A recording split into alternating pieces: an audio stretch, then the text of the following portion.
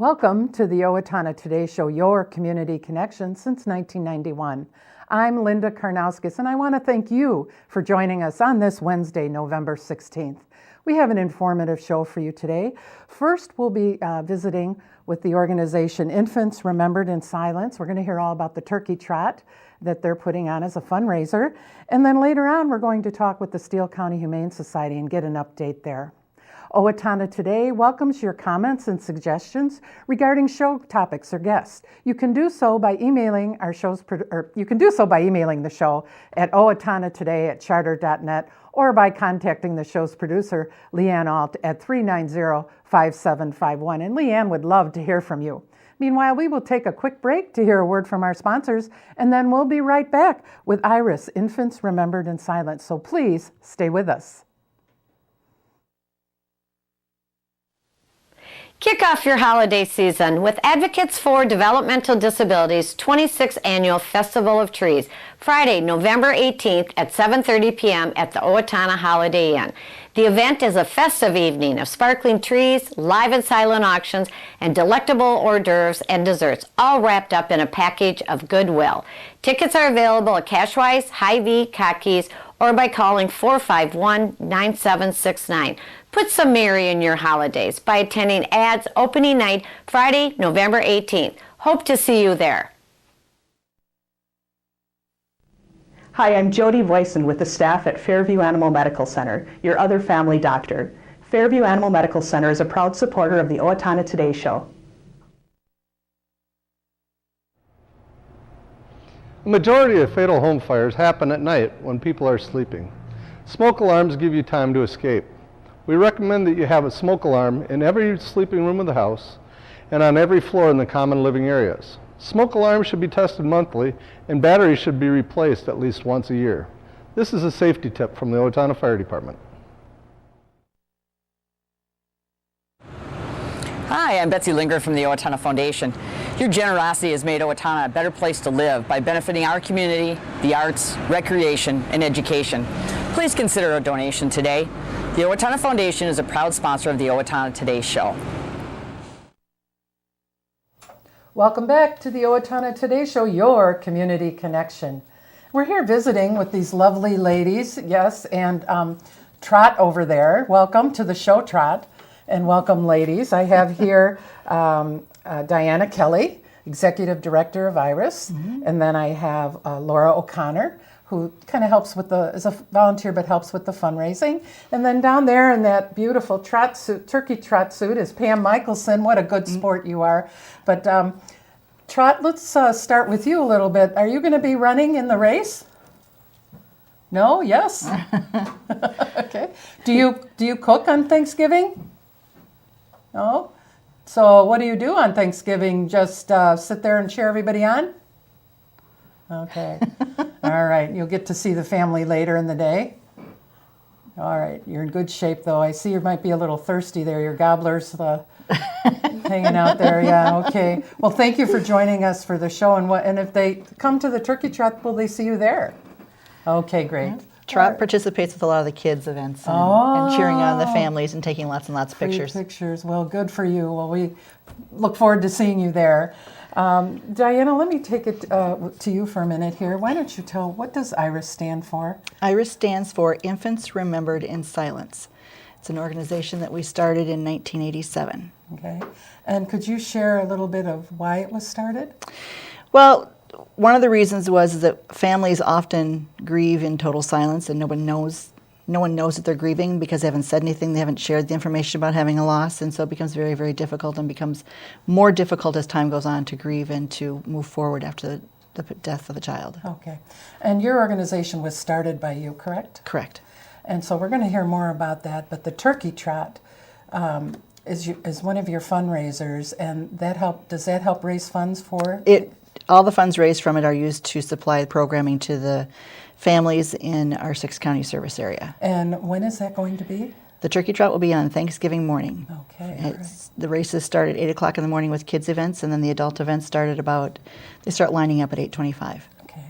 Now, let's go over to Laura over here. Hi, Laura. Hi. How are you? Good. And you are a board member or a volunteer? I am an Iris mom. Okay. So I am someone, in 2012, I lost my first baby in the spring on Mother's Day, actually. And I was one of those people who did not know that Iris existed. I had seen billboards here and there for the Turkey Trot in years prior, but I grieved in silence. And it wasn't until 6 months later I had a second miscarriage. And both of them happened before I was announcing the pregnancy. So I felt that I should deal with it by myself, just me and my husband. And it was then that I walked into your doors and met Diana, and she helped me right away. She gave me packets, she gave me these items, and helped me through remembering my children. And that gave me the freedom to move forward. And Infants Remembered in Silence is not just about dealing with the grieving period, but also the remembering for a lifetime. And it was through the Turkey Trot that I actually found that people were able to support me more, because I had lost my second one right in the fall in September. And I knew a lot of people wanted to help, but they didn't know how. And so I decided to run this race. And in that, people gave money. They fundraised. I fundraised and they gave money. And that was really, really helpful. And what is your participation with the group? You're a volunteer, but you do have some jobs that you volunteer for, and what are those? Fundraising. I'm very passionate about it, because I know that people want to give. They just don't know how. They maybe don't know what to say, but they know that they want to do something, and they want this organization to thrive.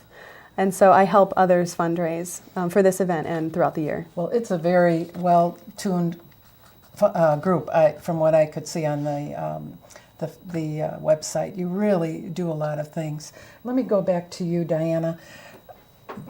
Share a little bit of your story and why you were motivated. Okay. Well, when my son was stillborn, he was full term and stillborn on October 12th of 1985, I had wonderful treatment from the hospital, but I became very quickly aware of the fact that there was no resources out there to help parents. So our first thing that we did was we tried to put together the bereavement packets to take to the hospital. I taught the childbirth classes in Faribault, so the staff was really encouraging and welcoming of all the materials that we were able to give to them.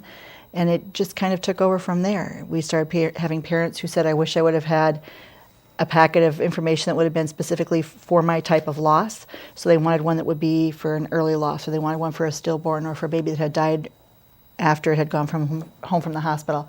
Then they started telling me that they wish they would have had clothing, and so we were able to develop things just based on what parents tell us. So we still have people who say, I wish I would have had. And if they can give us, I wish I would have had this, that would have helped me so much with it, we try to meet that need. And what age groups do you, of death, when death happens in different age groups after birth, at what age do you cut it off at all? That's very difficult to do. We work with anyone who has a child of any gestational age, so any time during their pregnancy that passes away, through early childhood. The early childhood is kind of a nondescript term. If we have someone who has an older child that passes away, we try and help them. The oldest one that I've personally worked with was 14 years old. Okay, alrighty. What are the things that you offer from Iris as a whole, the different things? Take us through. One of the first things that I saw was you're an advocate in different counties. Could you list the counties? It's Dodge, I got to get them in a certain order, Dodge, LeSueur, Rice, Steele, Waseca, and Goodhue counties. Okay. And what do you offer through the group?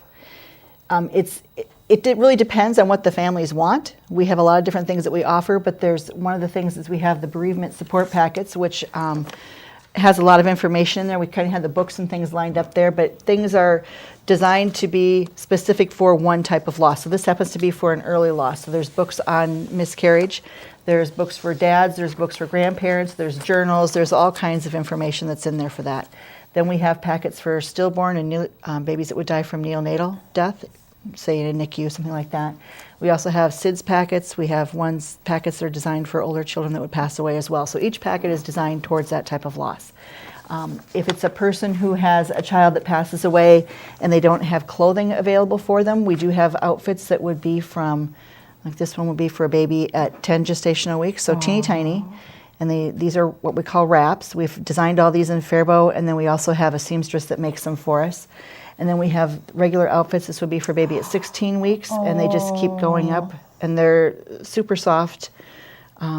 really important need for the children. Are these full something term. you would bring to the person? They're actually stored in the hospitals and the funeral homes, so if there's a loss, they don't have to have an advocate or someone come out and work with them to get these materials. These are all free. So they can receive the bereavement packet free of charge. It's at the hospital. They don't have to have me or one of the other advocates come in. The clothing sets are at the hospitals. They look like this, so the families can pick which one they want to pick from. So they have choices to make.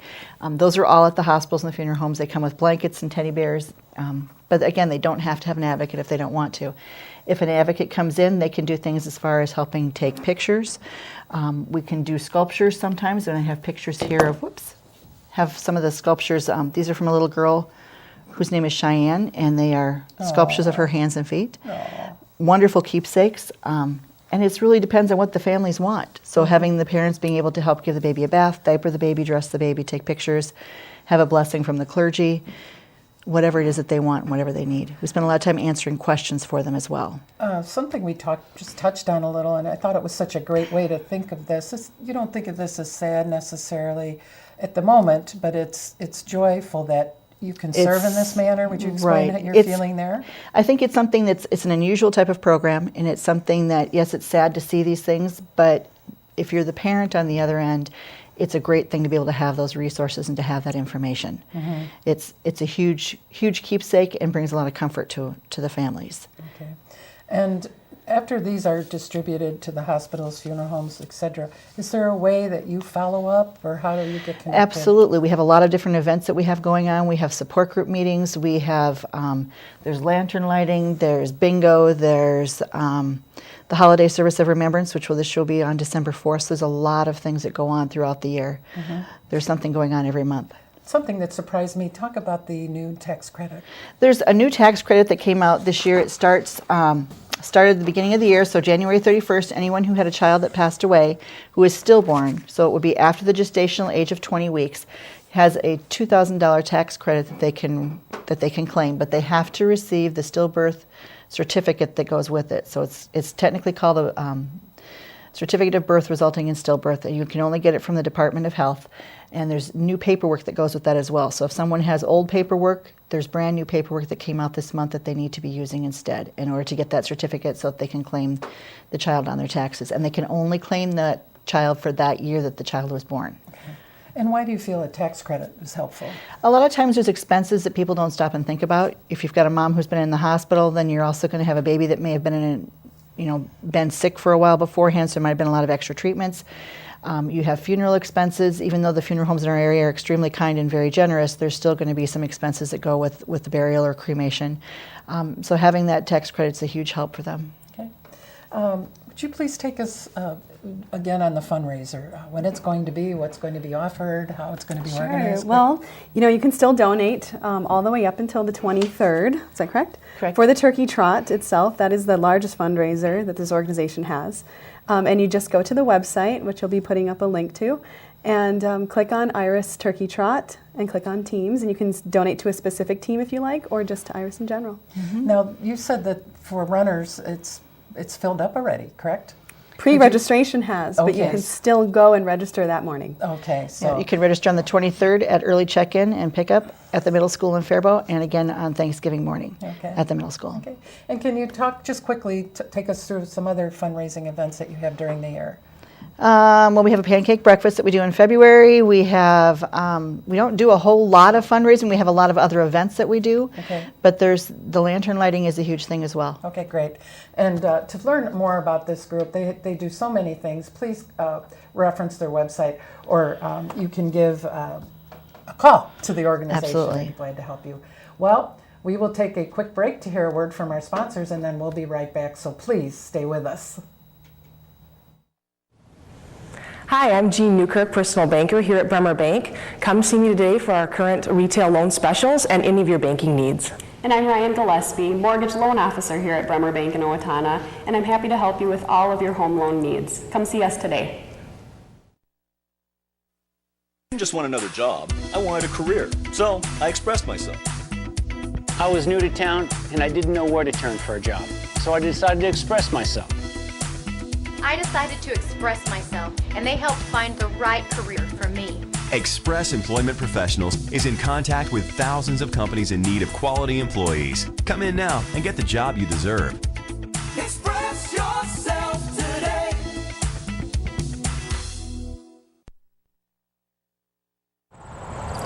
Since 1988, the Owatonna Area Business Development Center has been the part of the success of many area businesses.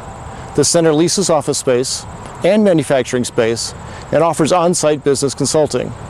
The Owatonna Area Business Development Center is in business to help your business be a success.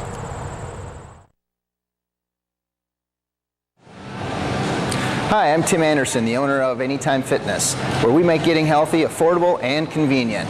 Anytime Fitness is a proud sponsor of the Owatonna Today Show. Owatonna Public Utilities, real people, real reliable, real progress. Making life a little easier day after day, taking pride in our community, listening to what you say, a voice you can talk to.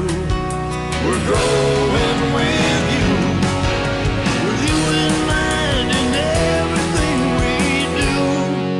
Owatonna Public Utilities. Hi, my name is Dave Efforts with TPS Insurance. We're here to handle all your insurance needs. We are a very proud supporter of the Owatonna Today Show.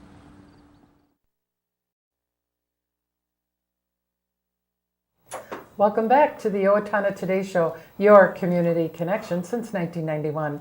Well, we're here visiting with the Steele County Humane Society, and we're speaking to Michelle Quintana. Yes. And then right here I have Kathy Linden Kogel, correct? That's it, yep. And welcome. So ladies, we'll get to know a little bit about you first.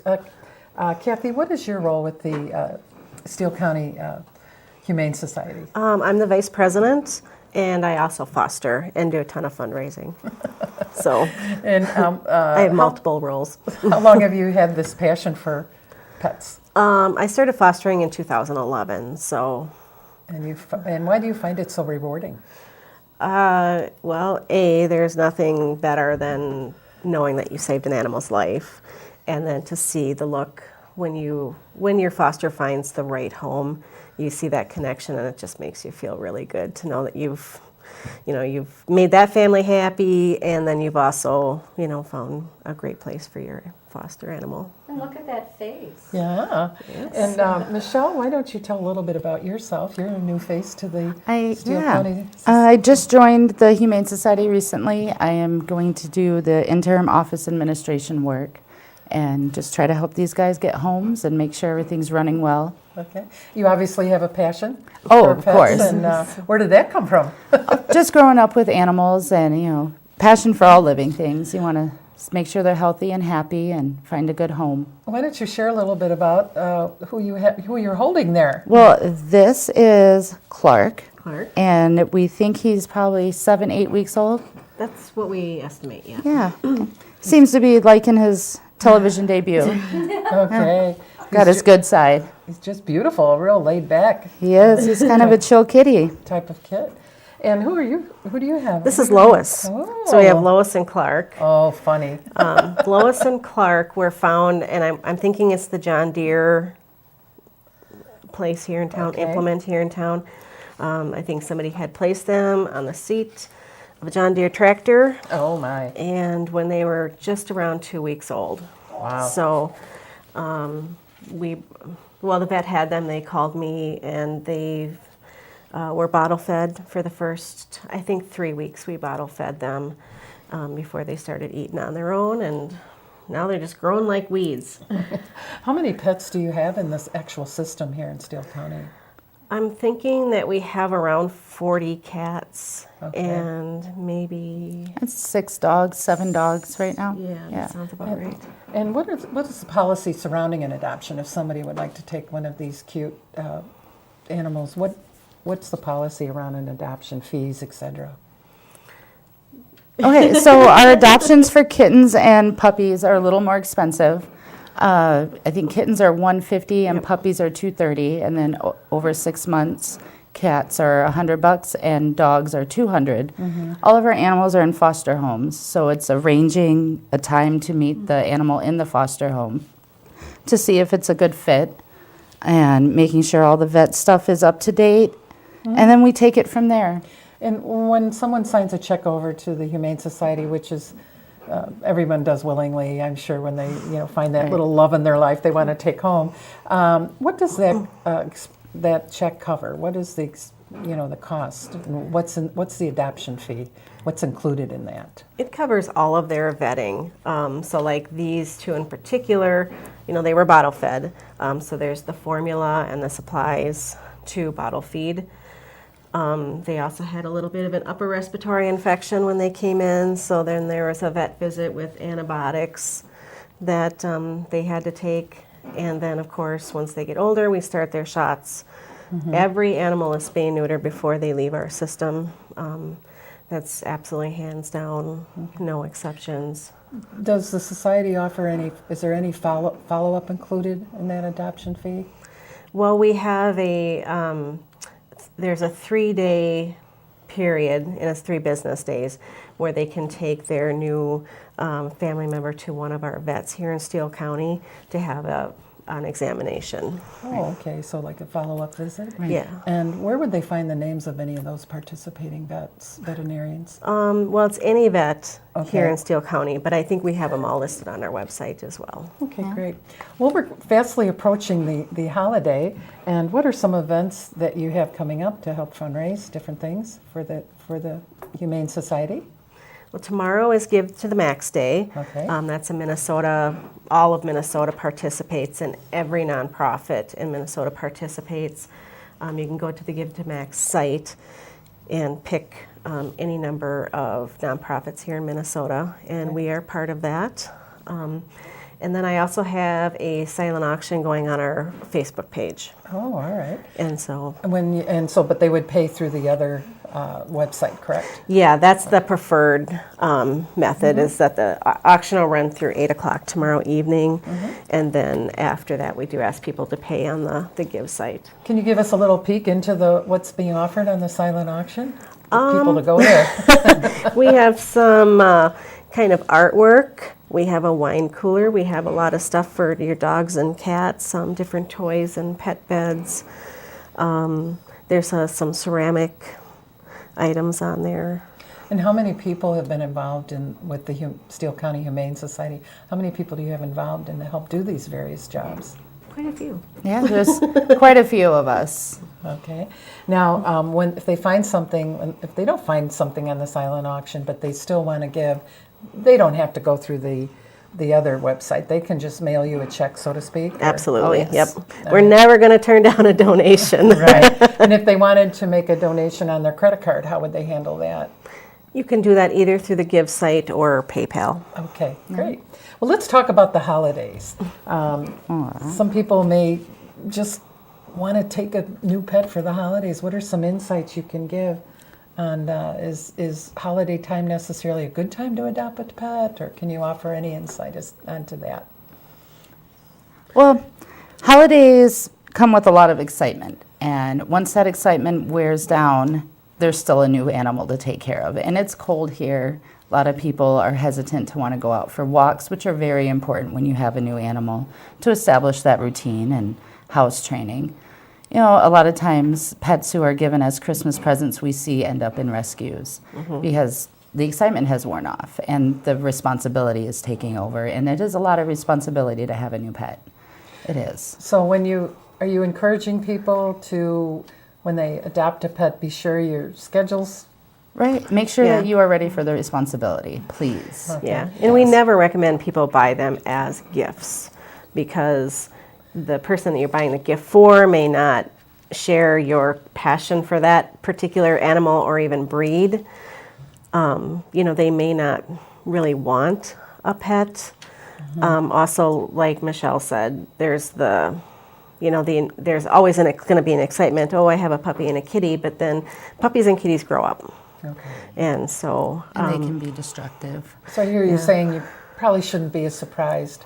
It should be something planned. It needs to be a family a family thing, and the person who is going to be ultimately caring for the pet should be a part of it.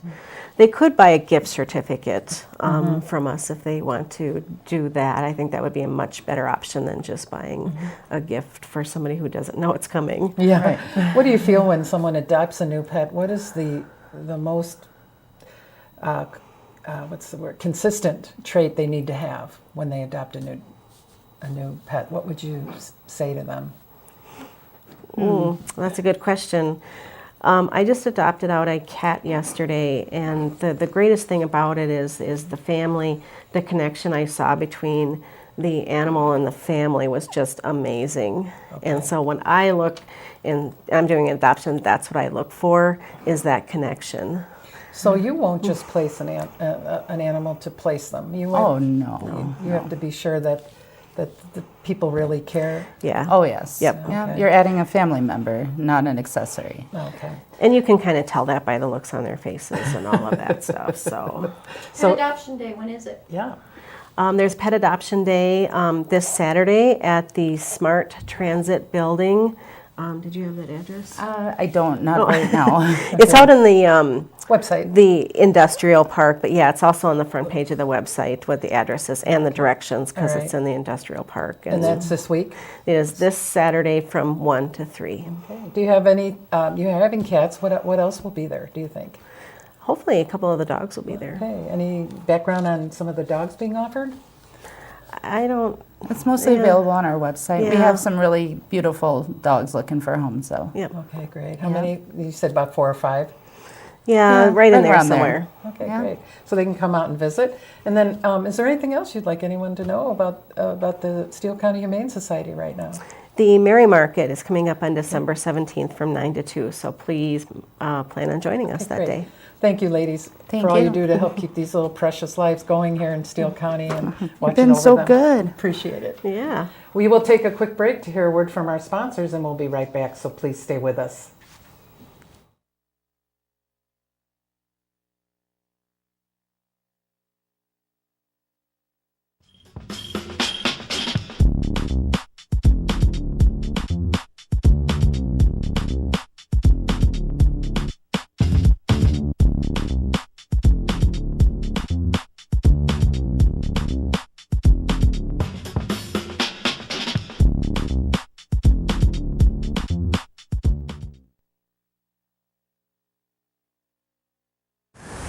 Advancing the common good means creating opportunities for a better life for all.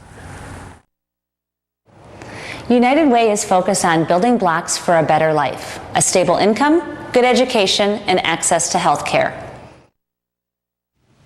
Our goal is to create long-lasting changes by addressing the underlying causes of problems. Living united means being a part of the change and taking action. Welcome back to the Owatonna Today Show, your community connection. We hope you enjoyed visiting with Iris and the Steele County Humane Society. Time for community announcements. The Steele County Toys for Tots program has started its annual toy drive. Volunteers will be delivering toy collection boxes to over 60 participating businesses in Steele County. New unwrapped toys may be placed in the available boxes through Tuesday, December 13th. Applications for the Steele County Toys for Tots program must be completed by Wednesday, November 16th. For more information about Steele County Toys for Tots, you can visit their website, or you can like Steele County Toys for Tots on Facebook. Reminder, the application, Festival of Trees, Friday, November 18th, Owatonna Holiday Inn, Hotels and Suites. Opening night event, Friday, November 18th, 7:30 p.m. Tickets are available at Cashwise, Hy-Vee, Kotke Jewelers, or you can call the ad office at 451-9769, a benefit for Advocates for Development Disabilities serving Steele County. That's all we have for you today. We hope that you will join us on Friday when our guests will be the Owatonna Foundation, and we also will have the folks here from Homestead Hospice to hear all about November Hospice Month. Till then, have a great day, and we'll see you on Friday.